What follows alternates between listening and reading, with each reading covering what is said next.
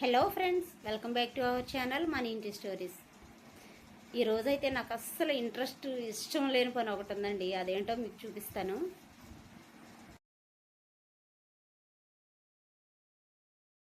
చూసారా, బట్టలండి. మార్నింగ్ లేస్తాను, అన్ని పనులు ఫాస్ట్గా చక్కబెడతాను. వంట చేస్తాను, వంట అయితే అద్భుతంగా చేస్తాను.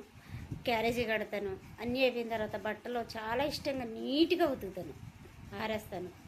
అవి తీసిన తర్వాత వాటిని మడత పెట్టి సర్దడం అంటే అసలు నాకు మొదటి నుంచి ఇంట్రెస్ట్ లేదండి. అసలు ఇష్టం ఉండదు, ఎందుకో తెలీదు.